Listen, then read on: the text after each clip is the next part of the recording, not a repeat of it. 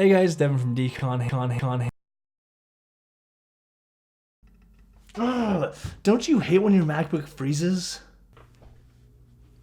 This is just a photo. And this is just an intro. Hey guys, Devin from DCON here, and I've been an Apple fan for the past 15 years or so, and I just really love their computers, mainly their laptops, and Apple's overall craftsmanship has just always been far superior to their PC counterparts, and they've always just had a really nice screen, their keyboard and trackpad was always second to none, and the overall experience that Apple crafts is just unmatched by any other manufacturer. But my opinion and perception on Apple has kind of shifted over the past 3 to 5 years, and this is mainly due to the changes and compromises they've made for the sake of innovation.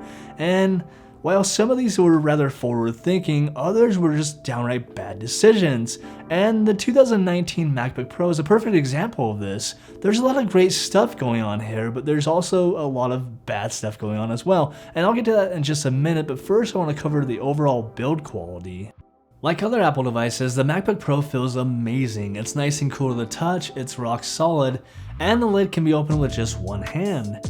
The bezels surrounding the screen are rather chunky when compared to Dell's XPS line or Asus's ZenBook line, and hopefully with the next redesign we'll see Apple go with a more borderless design. And the screen is a familiar one as we have a 13.3-inch Retina display with a resolution of 2560 by 1600. This panel implemented by Apple is the best I've ever tested. It's highly color accurate as sRGB is perfect, while NTSC and Adobe RGB is 82 and 84% accurate. In real world use, this display is a joy to use. Not only are the colors nice and accurate, the picture itself presented is bright and vibrant. Viewing angles are excellent as well as there's no loss in the overall image quality, and Apple's actually maintained to keep glare down to a minimum even with the implementation of a glossy display. And at the top of the display we find our web camera. The web camera is a 720p web camera, and in good lighting conditions it looks pretty good actually, but in poor lighting conditions it struggles to define the overall image as there's some artifacting going on.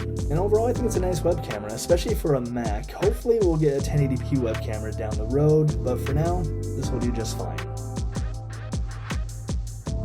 Alright, let's shift our focus to the keyboard real quick. Apple's using their 5th generation butterfly keyboard here, and this is the 3rd iteration we've seen on the MacBook Pro itself, and honestly I don't think it's that much of an improvement. Typing on the butterfly keyboard is probably the worst experience I've ever had, and while the keys are properly spaced out, I still make plenty of errors, and after nearly 2 months of use, I still haven't gotten used to this keyboard. It just lacks that nice tactile feel that I really love, and the keys themselves have no depth at all, and I think that actually decreases my overall accuracy of typing. And while typing, the sound produced is a bit mushy and just rather off-putting.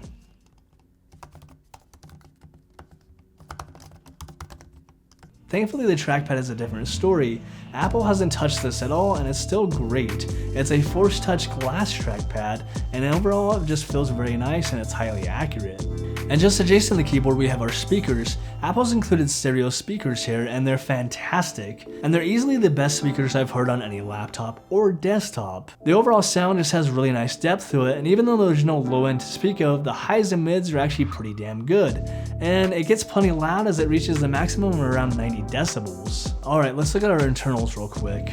Near the dead center of our motherboard we have our processor. It's an Intel i5-8257U chip, and it's a 1.4 GHz quad-core processor. Just below that we have 8 GB of DDR3 RAM, and just adjacent to that we have our solid-state drive. This model has 128 GB. And taking up the entire bottom half of the case we have our battery, and it's a 58.2 watt-hour battery. The single core performance on this i5-8257U chip is mightily impressive, and when comparing this to the Intel i5-8250U chip found on competitive Windows laptops, we actually see a 25% boost in processing performance. And when looking at multi-core performance, we actually see a 40% boost. Now comparing this further to AMD's Ryzen 7 1700 processor, which is an 8-core desktop grade processor, we actually still see the i5-8257U chip beating it out in single core performance. And when looking at multi-core performance, the i5-8257U chip is actually about 30% less powerful when compared to the Ryzen 7, which is to be expected because it has double the amount of cores. So editing with this laptop was kind of a chore because I edit 4K video and there's no built-in graphics card to kind of help that process along. But at the end of the day, I was still able to produce this video without any issues, and rendering this entire video took just under 40 minutes, and the processor wasn't throttled at all during that time. Battery life on the MacBook Pro is excellent, as I was able to get 7 hours and 31 minutes at maximum brightness, and a whopping 11 hours and 19 minutes at minimum brightness, and total recharge time was just over 2 hours. Now, other than the keyboard, I don't really have any negatives on the MacBook Pro. If I had to nitpick, I'd say the lack of an SD card slot really is an issue that impacts me. Now, this is nothing an adapter can't fix, and it's actually what I'm using right now, but having that slot built into the laptop itself is such an added bonus, and it would make my life much easier. If I had to nitpick further, I'd say the lack of Face ID is also a negative for me. Now, don't get me wrong, Touch ID works extremely well and I really love it, but I've been using Windows laptops for the past 3 or 4 years now, and having Windows Hello to sign in is such a luxury, and I would just really love to see this feature come to the Mac side. At the end of the day, the MacBook Pro is an excellent laptop, and it's still fairly expensive as it starts at $1,400, but it's still the cheapest point of entry for the professional types or the content creators out there that just want a Mac laptop. And the aluminum build is second to none, the display is bright and accurate, and while the keyboard is still pretty awful, the trackpad and speakers are best in class. And internally, it's rocking a very powerful quad-core processor. Both the RAM and solid-state drive are soldered onto the motherboard, so make sure you configure that before you buy, and the battery should last you all day as well. Well, that's gonna wrap up this video. I hope you guys found it useful. If you did, please send me your likes. If you enjoy my content, send me your subs, and as always, thank you for stopping by. I'll see you next time.